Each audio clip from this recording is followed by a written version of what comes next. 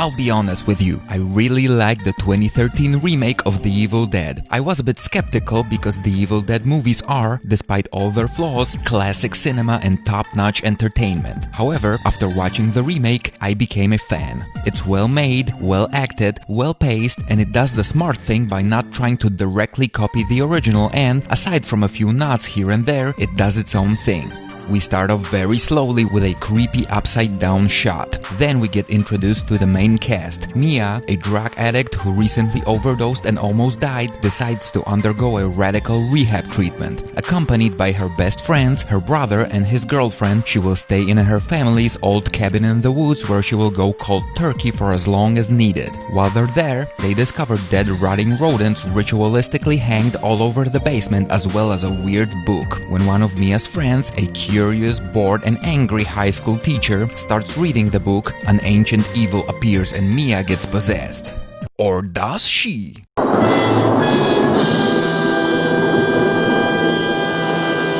The way the movie is constructed, it makes us guessing all the time whether the supernatural forces are real or is it just Mia going crazy because of her body fighting the drug addiction. The Evil Dead franchise is known for its insane supernatural sequences, but what if that's what the movie is counting on? What if they made the bold choice of making this about a crazy woman murdering everyone without even being aware of it? Sure, it would piss off a lot of the fans of the original movies, but if made well, this could go down in history as one of the greatest remakes ever made, joining the ranks of The Thing, The Fly, and The Blob. This could be the...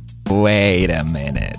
I'm forgetting something, aren't I? That's right, I haven't mentioned the bullshit 5-minute opening sequence explaining exactly what happened in the cabin's basement. We see a young girl covered in blood getting captured by some weirdo rednecks, then the rednecks and the girl's father tie her up in the basement while a witch is reading the book while screaming in some foreign language, then the father sets the daughter on fire while she turns into a demon, then she starts swearing at him, then he blows her brains out with a shotgun.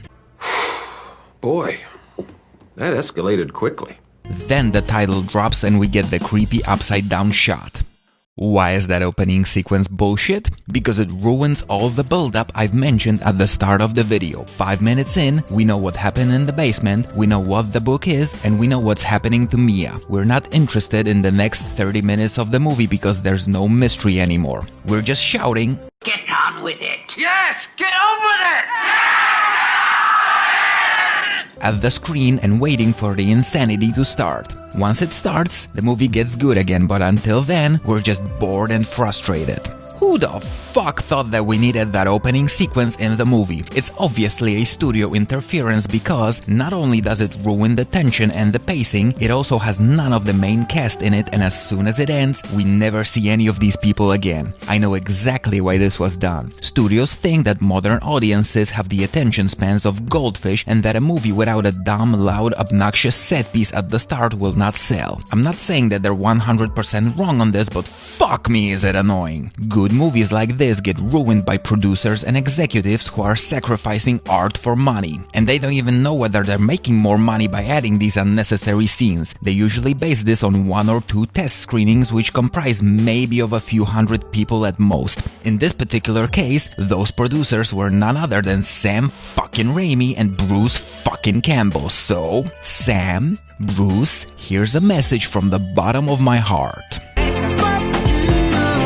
I hope you trip on your piles of cash and break your legs. As for the viewer, if you want to properly experience this movie, I suggest you start watching it at exactly the 5-minute 3-second mark. It makes the whole thing immensely better.